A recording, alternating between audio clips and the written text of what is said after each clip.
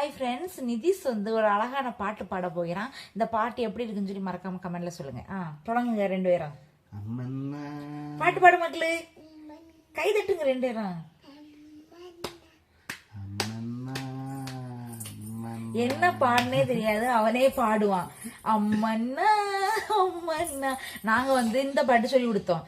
ஏசு ராஜா வந்திருக்கிறார் அப்படின்னு ஏசப்பா பாட்டு தான் சொல்லி கொடுத்தோம்.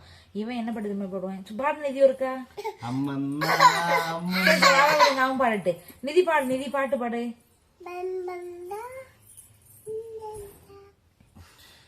மம்மன்னா பாடு, பாடு நிதி, பாட்டு பாடு, பாடு நீங்களா?